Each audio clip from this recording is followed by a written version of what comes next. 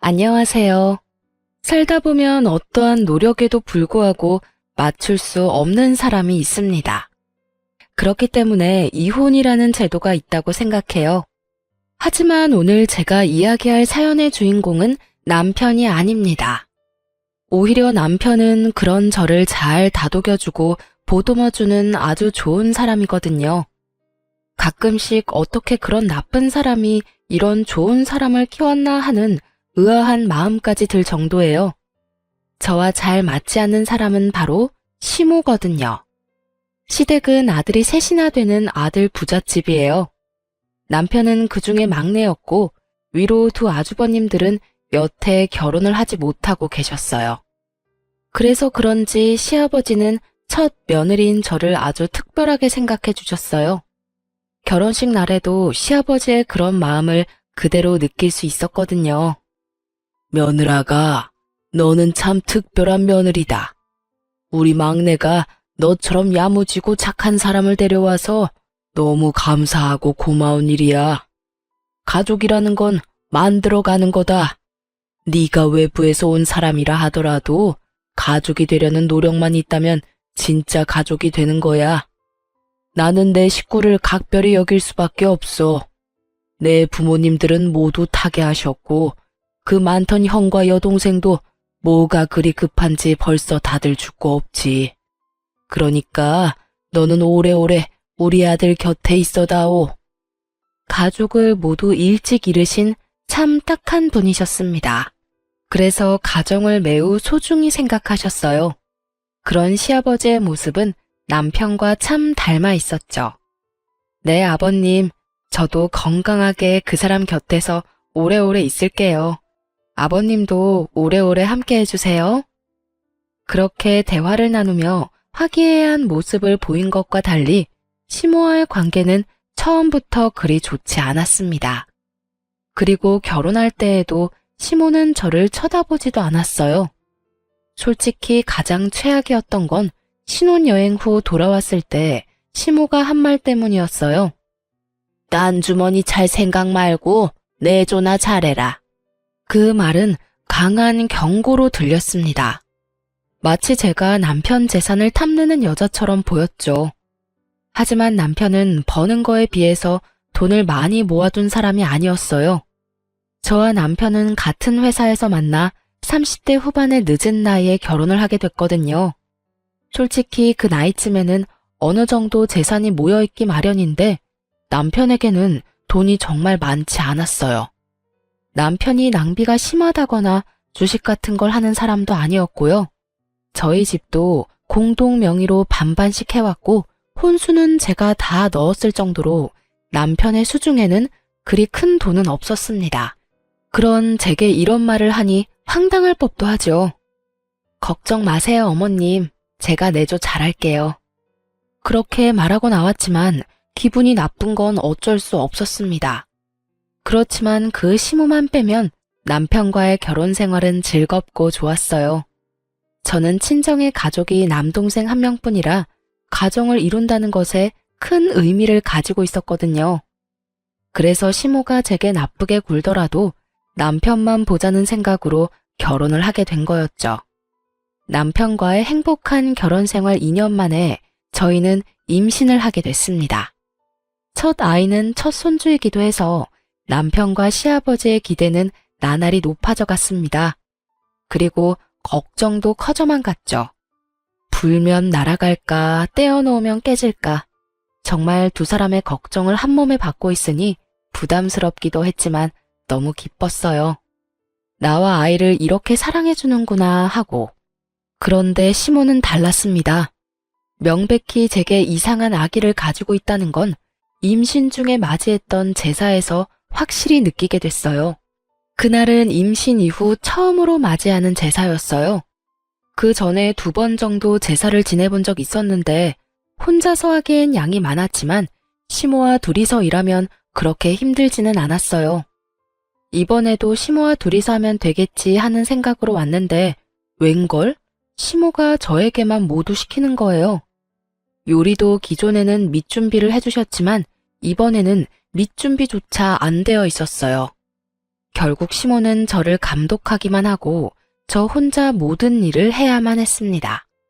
남편이나 시아버지가 보이는 상황이었다면 도움이라도 요청할 수 있었는데 시댁 집 구조가 부엌이 거실에서 안 보이는 곳에 있어서 얼굴도 한번 볼 수 없었어요.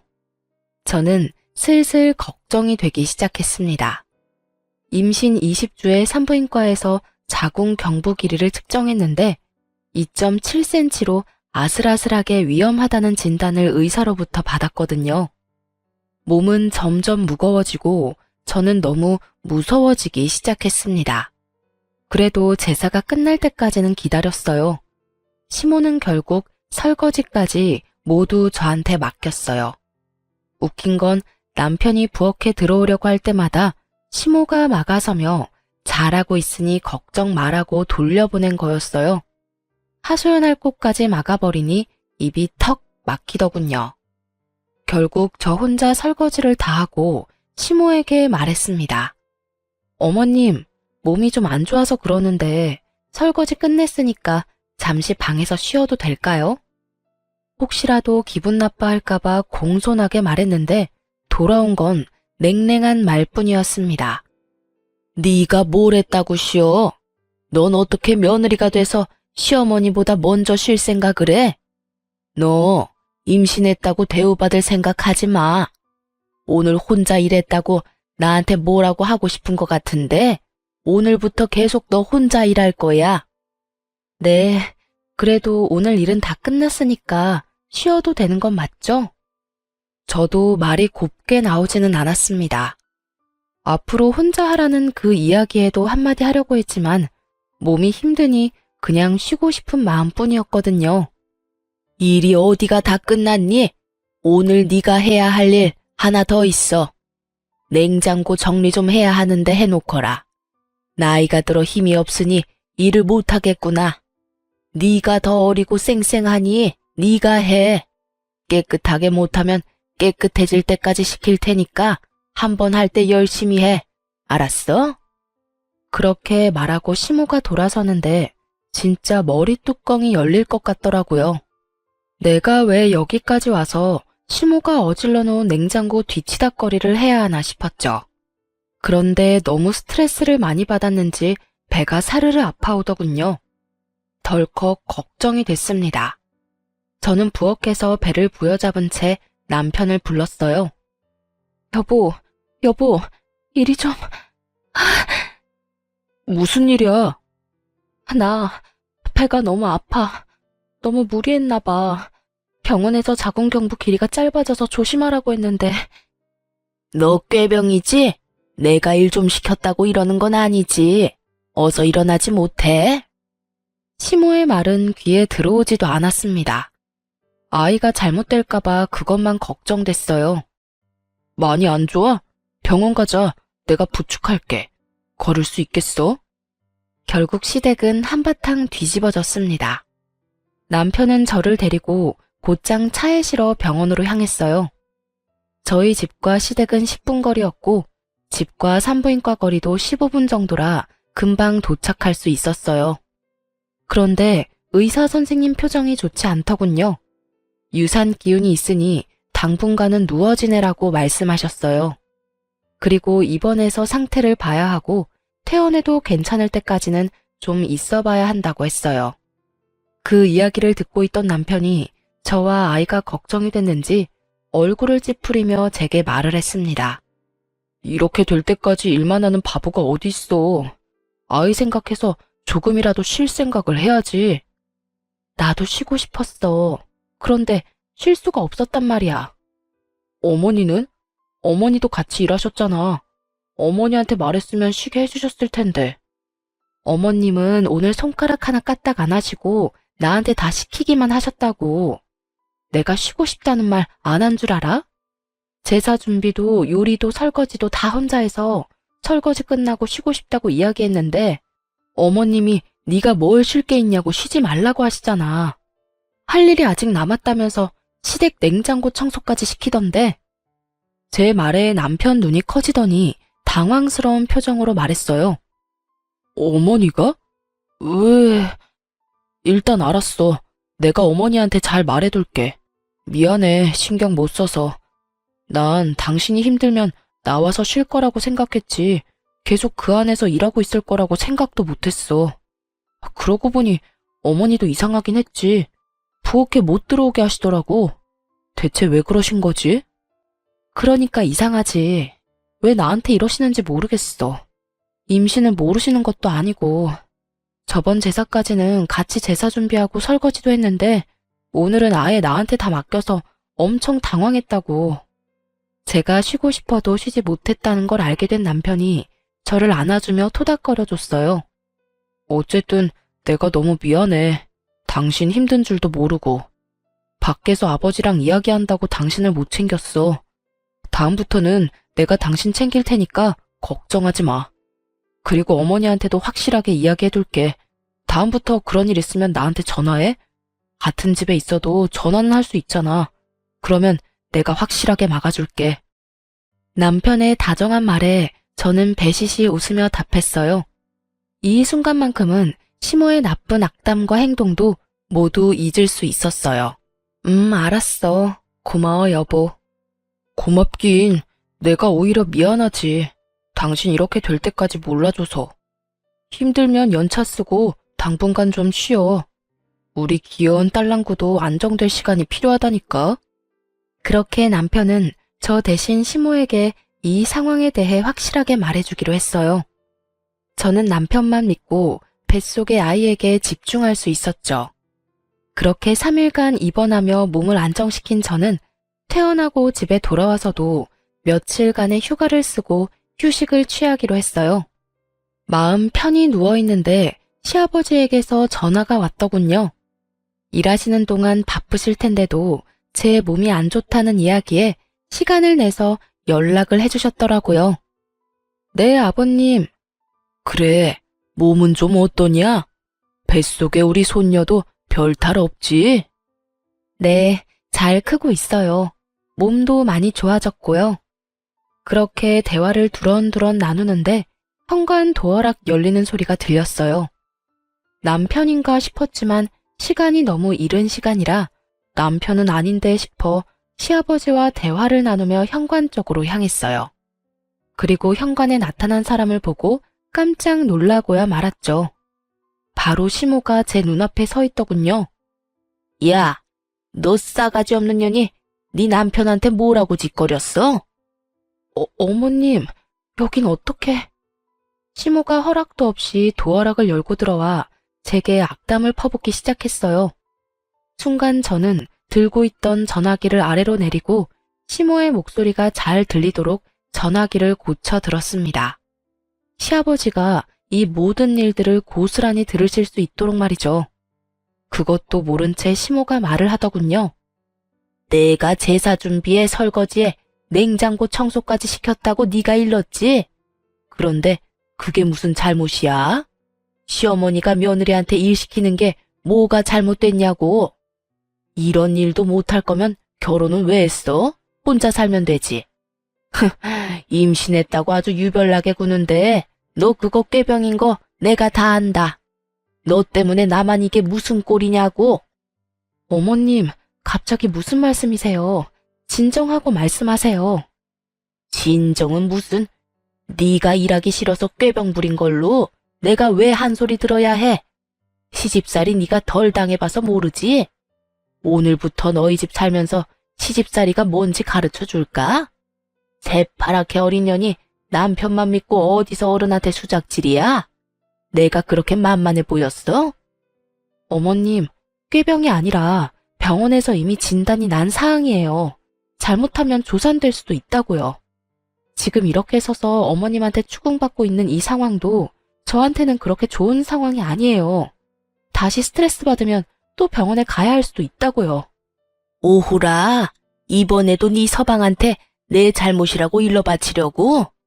오늘 내가 네 버르장머리를 고쳐놔야지 가만히 놔둬서 될 일이 아니었어. 애저녁에 정신교육을 똑바로 시켰어야 했는데. 시모가 제게 다가오려는데 시모의 전화가 울렸습니다. 흠칫하던 시모가 전화기를 보더니 저를 한 번 더 보더군요. 그리고는 스피커폰으로 전화를 받았습니다. 네, 여보. 당신 지금 뭐 하는 짓이야? 네? 그게 무슨 말이에요? 뭘 하다뇨? 지금 임신한 며느리한테 못된 시어머니 노릇하려고 그 집에 가서 그딴 말 하고 있는 거야? 당신이 생각이 있는 사람이야, 없는 사람이야? 이제 막 애가 잘못될 뻔한 며느리한테 찾아가서 뭐? 어떻게 알았어요? 내가 아들 집에 와 있는 거. 치치미를 뚝 떼던 시모의 얼굴에서 여유가 사라졌어요. 그리고는 저희 집 주변을 두리번 살피더군요. 시아버지가 여기 있나 싶은 마음에 놀라서 확인하는 것처럼 보였어요. 내가 어떻게 알았는지 그게 왜 중요해? 지금 중요한 건 당신 행실이야. 어른이 돼서는 어린 며느리를 그렇게 쥐잡도록 잡고 시집살이?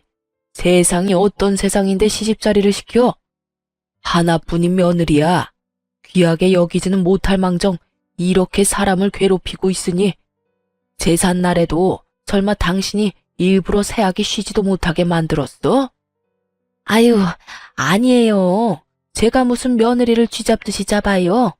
나는 그저 지 남편 시켜서 저한테 한 소리 한 게 화가 나서. 뭐? 그 착한 놈이 당신한테 말할 정도면 당신이 잘못을 했겠지. 내가 이번 일 그냥 안 넘어갈 거야. 애가 잘못되기라도 하면 어쩔 뻔했어. 귀한 우리 손녀딸이 뱃속에서 놀라서 큰일이라도 났으면 어쩔 뻔했냐고. 당장 집에 들어와서 조용히 있어. 알아들어? 알았어요, 알았어. 집에 가 있을게요. 전화 끊지 말고 나와. 나와서 집에 들어가서 둘째 바꿔. 전화 끊기면 당신이 다시 며느리한테 가서 드자비질 하는 걸로 간주할 테니까 전화 안 끊기도록 조심해. 결국 시모는 시부의 전화를 끊지도 못하고 저를 죽일 듯이 노려보고 밖으로 나갔습니다. 저는 그제야 안도의 숨을 휴 하고 내쉬었어요. 순간적으로 생각난 방법이었는데 너무 다행스럽게도 시부가 전화를 해주시는 바람에 시모를 물러나게 할 수 있었죠. 30분 뒤에 시아버지에게 전화가 왔어요. 그래, 아가. 괜찮니? 앞으로는 이런 일 없을 거다. 혹시 여태까지 이런 일 당한 적 많았어? 저를 싫어하신다고 느끼긴 했지만 이 정도로 화나신 건 처음이에요. 고맙습니다, 아버님. 고맙긴. 다음에도 이런 일 있으면 곧장 나한테 연락하거라. 여편 내가 이상해졌어. 여태 그런 적이 없던 사람인데 이상하네. 시아버지도 이상하게 생각할 만큼 시모의 행동은 비상식적인 것이었어요. 그래도 사건은 일단락됐고 시모는 더 이상 저희 집에 오지 않았어요. 그 뒤에 시아버지에게 한 소리 크게 들었나 봐요. 그렇게 저는 37주 차에 여자아이를 낳았어요. 딸 귀한 집 딸이라 시아버지와 남편은 얼굴에 웃음꽃이 가득 피었죠. 잘했다. 예쁜 손녀 보니 기분이 좋구나. 집에 애가 있으면 분위기가 또 다르지. 자, 이거 받거라. 선물이다. 시아버지가 주신 것은 금팔찌였습니다. 첫 손주 출산이라고 시아버지께서 준비하신 거였어요. 아버님, 감사해요. 잘 보관할게요. 아이 낳는 것보다 키우는 게 더 어려울 게다. 그래도 힘내라.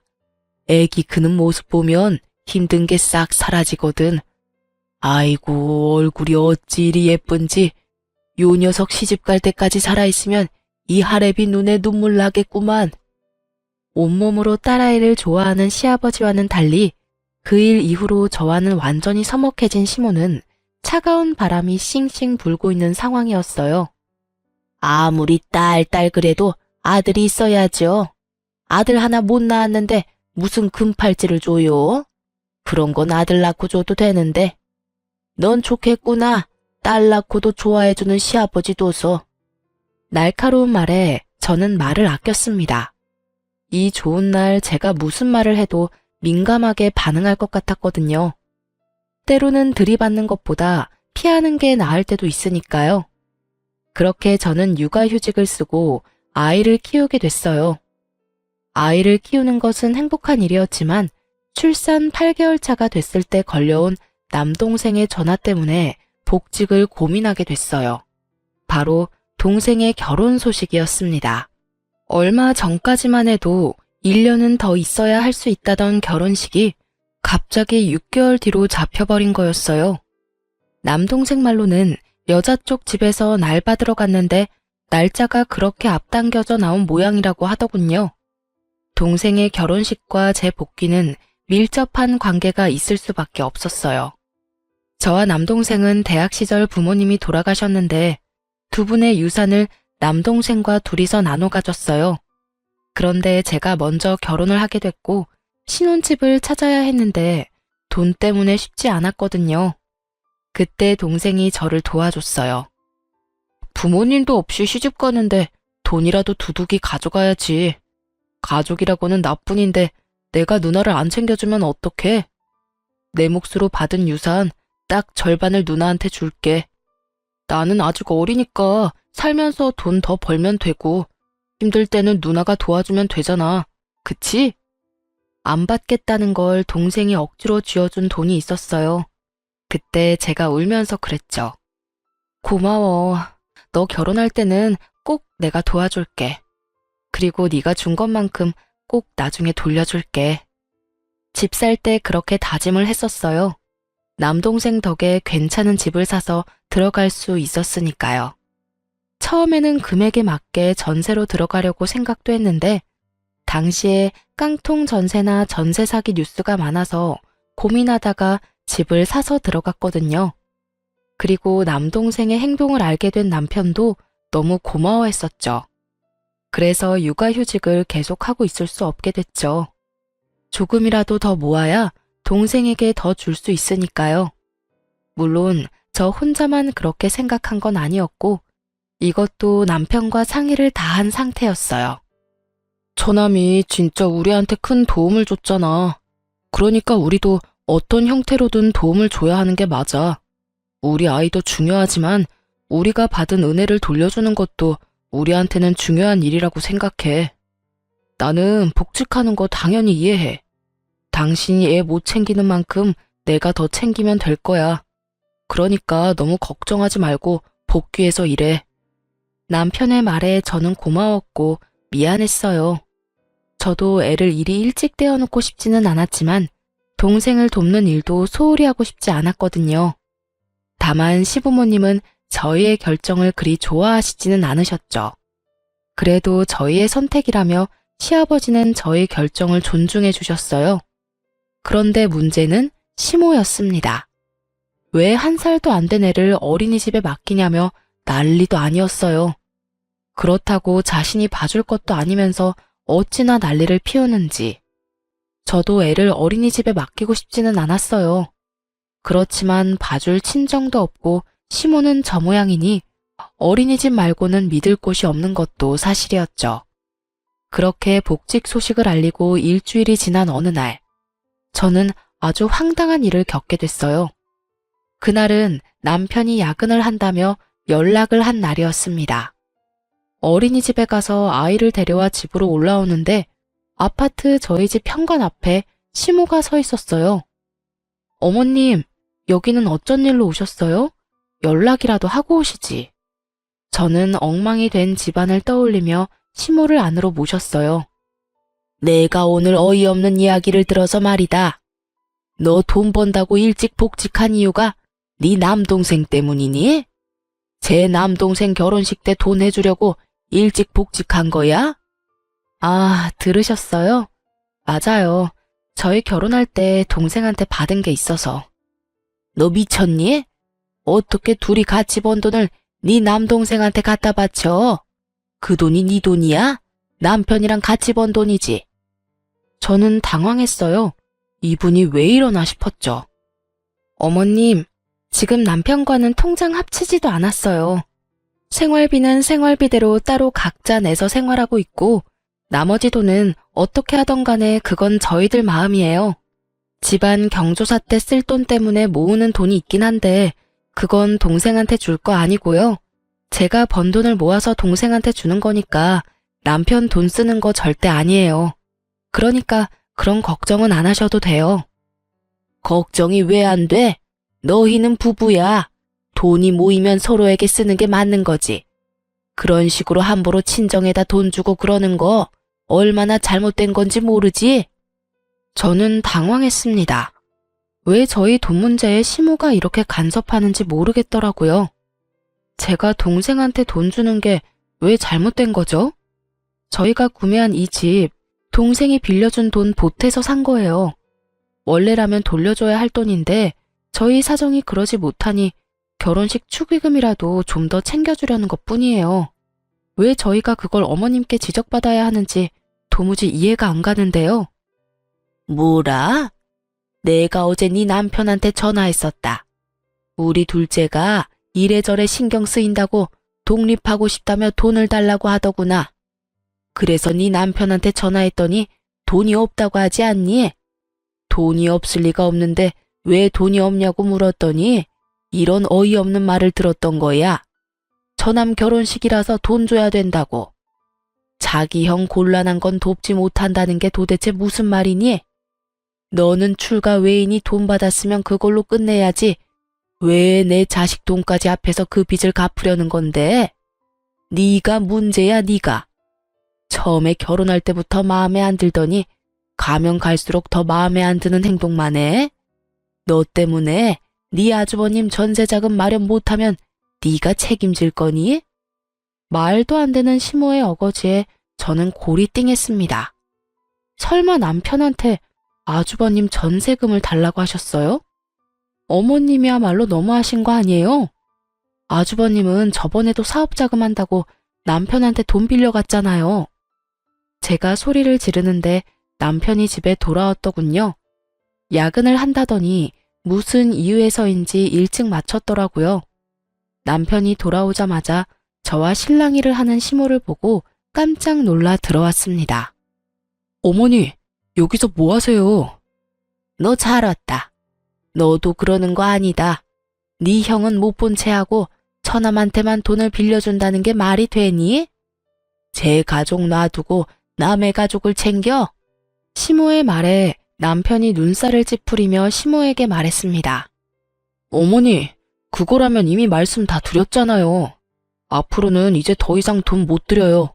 저 결혼 전부터 어머니가 말씀하시는 대로 형들 위해서 돈 많이 드렸잖아요.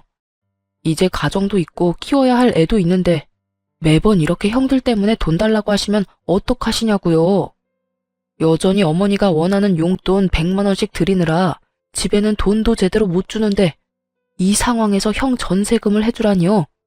앞으로도 그럴 일 없을 거예요. 그리고 앞으로 드리는 용돈도 줄여서 아버지 편으로 드릴게요. 네 둘째 형이 불쌍하지도 않니? 이번만 도와주면 알아서 잘한다잖아. 그런데 왜 그거 하나 못 도와줘? 네가 그러고도 사람이야? 이미 그렇게 도와준 거 다 포함하면 1억이 넘는 금액을 드렸어요. 일 시작하면서부터 첫째, 둘째 형 뒷바라지 하느라 결혼할 때도 집도 못 해가고 와이프랑 반반으로 해야 했고 혼수도 와이프한테 다 맡겼다고요. 그리고 처남이 먼저 저희 결혼을 도와준 거니까 이번엔 저희가 돈 보태는 게 맞아요. 어머니는 뭐가 그렇게 안 입고 우세요? 당연하지. 네가 번 돈은 다 우리한테 써야 되는 돈이야. 왜 그걸 남의 집에 주는 건데?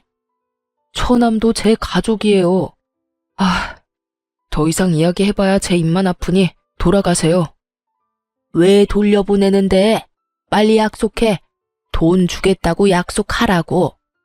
계속 이러시면 아버지 부를 거예요. 남편이 시아버지를 입에 올리자마자 시모의 표정은 누그러졌습니다. 그리고는 남편에게 화를 낸 채 떠나더군요. 남편이 한숨만 쉬며 거실 소파에 몸을 파묻더라고요. 미안해. 당신 피곤한데 아까 전에 어머니랑 전화통화하다가 당신한테 찾아갔을 것 같아서 바로 퇴근하고 왔는데 정말로 찾아와서 저럴 줄이야. 짙게 피로가 묻은 남편 목소리에 더 물어보고 싶어도 미안해서 못 물어보겠더라고요. 여보, 우리 당분간 어머님 안 봤으면 좋겠어. 보실 때마다 저런 말하면 어떡해? 그래, 그러자. 당분간 거리를 갖는 것도 나쁘지는 않겠어.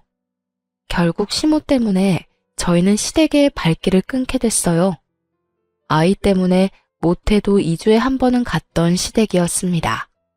그리고 그렇게 발길을 끊으니 결국 시아버지는 애가 다른 모양이었어요.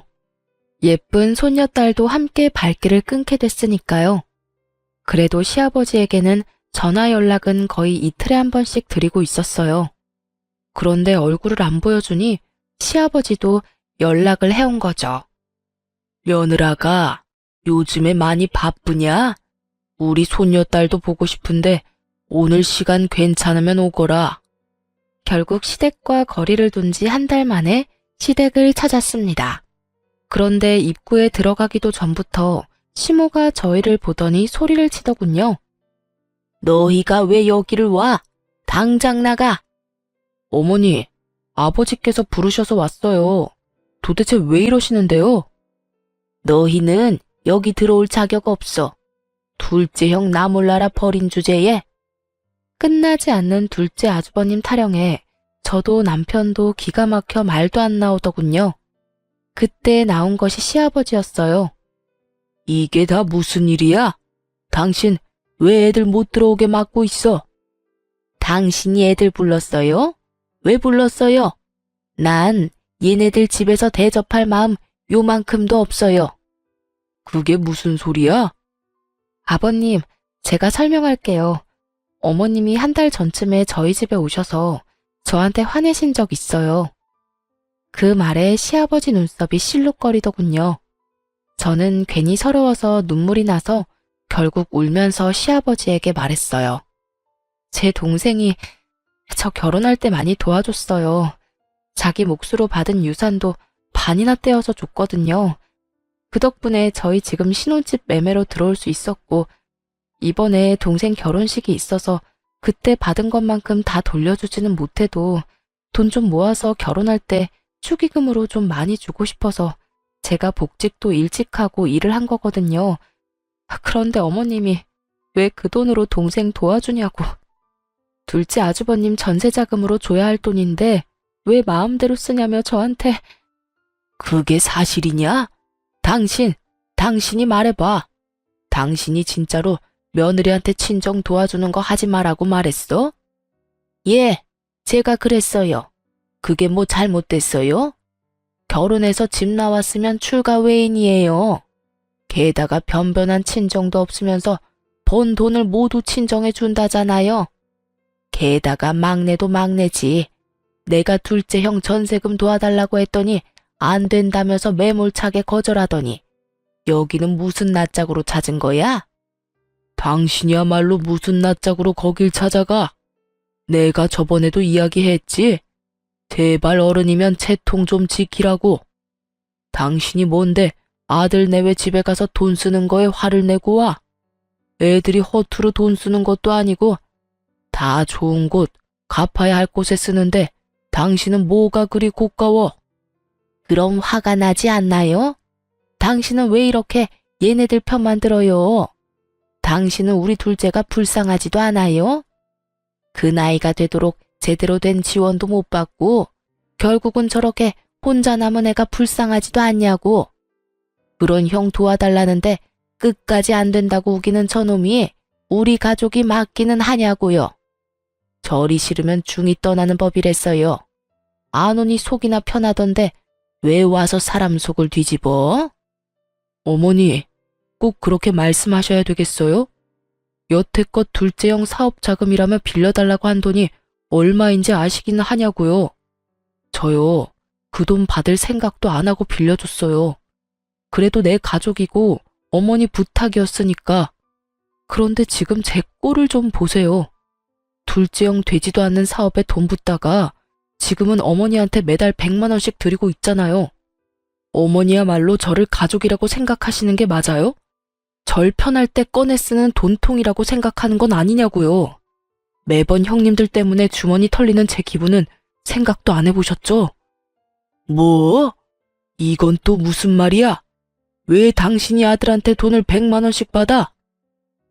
여보, 그게... 아니, 둘째가 그때 사업한다고 설쳤을 때 돈 좀 빌려달라고 해서 대출 받아서 좀 빌려줬어요.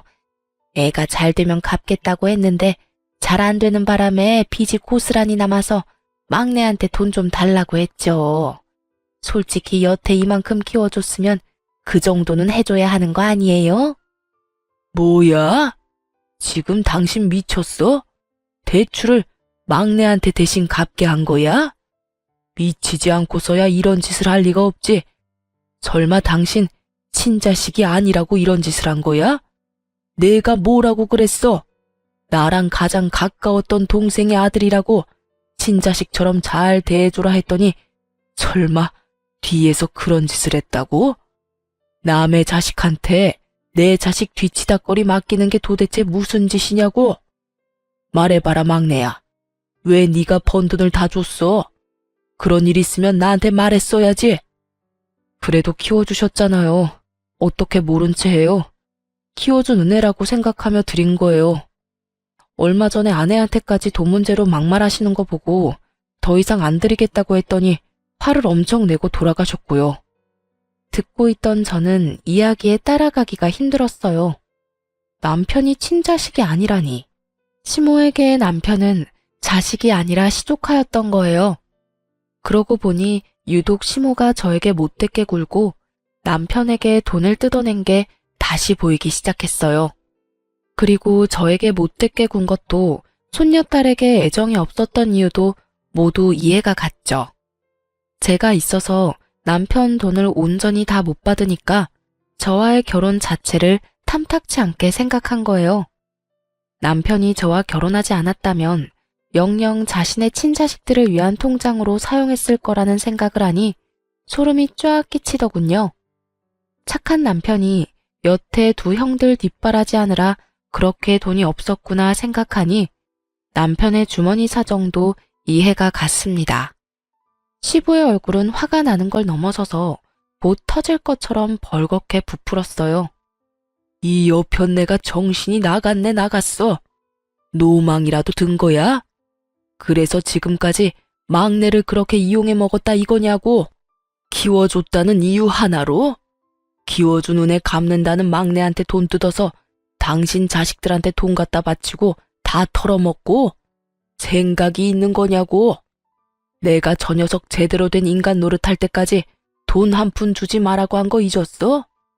사업에 능력이 없으면 포기하고 다른 직장을 찾아야지. 나이 50이 다 돼가는 놈이 여전히 직장도 없이 집에 빌붙어 살고 그것도 막내 돈으로 속 편하게? 당장 짐 싸. 짐 싸서 둘째 녀석이랑 당신 둘 다 나가. 둘째 너는 제대로 된 직장 얻기 전까지는 집에 한 발짝도 못 들어온다. 얼른 나가. 시아버지의 말에 이 모든 상황을 관망하고 있던 둘째 아주버님이 황급히 나서며 말했어요. 아버지, 저는 잘못 없어요. 다 엄마 혼자 한 행동인데 왜 저한테까지 불똥이 튀어요? 내 말 못 들었냐? 네 놈이 일찌감치 자리 잡고 직장 얻었으면 이럴 일도 없었어. 동생 보기 부끄럽지도 않아? 아니, 이번엔 분명히 괜찮은 아이템이라 성공할 줄 알아서. 아이템 같은 소리하고 자빠졌네. 야, 똑같은 이야기를 벌써 20년째 듣고 있다. 네가 털어먹은 돈이 얼만지 알기나 해? 봐주는 것도 이제 끝이야. 그럼 집은요? 전세금이라도 주셔야 나가죠. 전세금? 네 앞에서 감히 전세금 소리가 나와? 첫 달 월세, 그것만 지원해 줄 테니 다음 달부터는 네가 일해서 월세 갚아. 100만 원 딱 줄 테니까 당장 나가. 배달이든 공사판을 뛰든 뭐든 해서라도 돈 벌어. 여보, 어떻게 그렇게 잔인한 말을 해요? 여태 돌봐줬으면 많이 봐줬어. 계속 끼고 돌고 당신이 막내한테 돈 뜯어다 둘째한테 바치니까 이 녀석이 아직도 정신을 못 차리는 거라고. 어디 감히 집안을 돈 나오는 봉으로 생각해? 그리고 당신도 같이 나가. 나가서 이혼 서류 받을 준비나 해. 시아버지 입에서 나온 이혼이라는 단어에 시모의 낯이 새하얗게 질렸습니다. 네? 여보, 이혼이라니. 안 돼요. 이혼만은 안 된다고요. 뭐가 안 돼? 이번 일로 당신이 우리 집안을 내 가장 소중한 동생과 시조카를 어떻게 생각하는지 잘 알았어. 동생 내외 죽고 그 아이 데려왔을 때 내가 당신한테 부탁했지. 이제 내 가족 중에 단 하나 남은 조카라고. 위로 형이 둘이나 있었지만 자식 남기고 죽은 유일한 내 핏줄이라고. 게다가 눈이 있으면 봐. 막내가 당신한테 얼마나 살뜰하게 잘했는데 친자식보다 더 친자식처럼 섬기고 받들었는데 그런 아이 마음을 이용해서 돈을 뜯어? 네가 인간이야? 귀신도 너보다는 착하겠다. 그러니까 나는 당신 용서 못해. 그리고 둘째 싸고 돌며 집안 돈 다 떨궈먹은 것도 이해 못하고. 여보. 시모는 시아버지의 바지를 붙잡고 매달렸지만 시아버지가 차갑게 뿌리쳤습니다. 예, 막내야. 네가 어떻게 해봐. 다 너 때문에 이런 일이 벌어진 거잖아. 너 때문에 나랑 네 형 집에서 쫓겨나도 되는 거냐? 또 막내한테 그만하라고 했지? 막내 잘못이 아니라 당신이랑 둘째 잘못이라고. 애먼 사람한테 책임 전가하면 할수록 내 생각이 굳어진다는 것만 명심해. 결국 시모와 둘째 아주버님은 강제로 집을 나가게 됐어요. 시아버지가 용달차를 불러 시모와 아주버님의 짐을 싹 다 실어버렸거든요. 어딜 가든 제대로 된 직장 가지면 여기 돌아올 생각하지 마라. 그리고 당신, 막내한테 연락 한 번만 더 하면 내가 다리 몽둥이를 분질러 버릴 테니까 그렇게 알고 있으라고. 결국 시모는 그렇게 애지중지하던 둘째 아주버님과 시댁에서 나가게 됐습니다. 그 이후로는 저희 남편이 주는 돈도 못 받게 됐고 단칸방에서 두 분이 살게 됐다고 해요. 게다가 나간 지 얼마 안 돼서 이혼 서류까지 받았다고 하더군요. 시아버지가 그 이야기를 하며 저한테 그러셨어요. 미안하다. 내가 좀 더 신경 썼더라면 이런 일이 없었을 텐데. 우리 집안 사정 때문에 며느라기 네가 힘들었지? 괜찮아요, 아버님. 저희는 지금이라도 다 바로잡을 수 있어서 다행이라고 생각해요. 그래, 그 두 사람한테 연락 오면 언제든지 나한테 전화하거라. 내가 가서 혼쭐을 내줄 테니까. 그렇게 시모와 둘째 아주버님이 나가고 집안은 평화를 찾았습니다. 그래도 평생을 함께한 시모와 둘째 아들이 그런 짓을 저질렀다는 걸 알고 나서 자괴감에 굉장히 힘들어하시는 것 같았어요. 그래서 저희는 시아버지와 함께 만나서 식사도 자주 했고 집으로 초대도 많이 했어요. 그리고 아이와 시아버지를 모시고 함께 여행도 다녔죠. 예쁜 손녀딸과 함께 지내면 비어버린 마음 한구석도 채울 수 있을 것 같아서 그렇게 해드렸어요. 그날도 시아버지께서는 아이를 목에 태우고는 여행을 갔다가 집으로 돌아오는 길이었어요.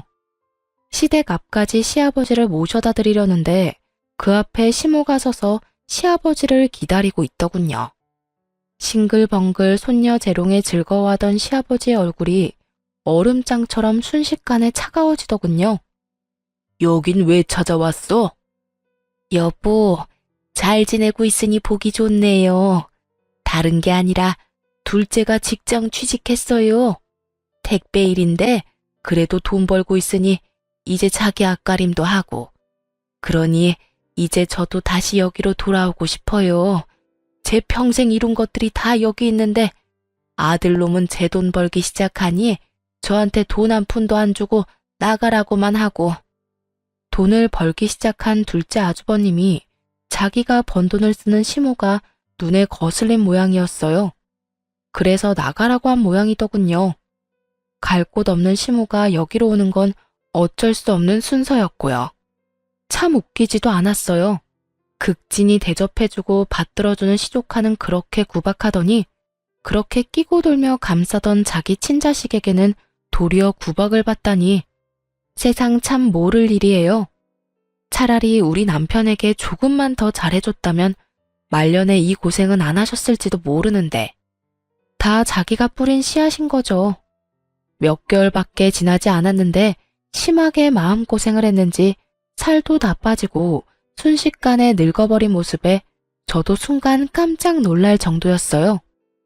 우리 이미 이혼했어. 잊었어? 나는 당신이랑 다시 합칠 생각 추호도 없어. 여보, 다시 한 번만 생각해줘요.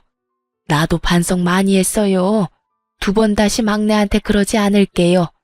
저 지금 대출금 밀려서 큰일 나게 생겼다고요. 여태껏 막내한테 열심히 갚게 만들었으니 이제는 둘째한테 갚게 하면 되겠네. 둘째도 나 버렸다니까요. 왜 저를 이해를 못 해줘요? 막내도 그랬잖아요. 키워준 은혜라 생각하고 돈 갚아줬다고. 그게 자랑이야? 그래서 내가 당신 안 받아주는 거야. 동생 죽고 막내가 우리 집에 올 때 동생 유산으로 2억 받은 거 새까맣게 잊었어? 그 돈 덕분에 우리 집 망할 뻔했을 때 그걸로 겨우겨우 살아난 거 잊었냐고. 그래서 내가 말했지. 우리 집 복덩이니까 잘 키워달라고.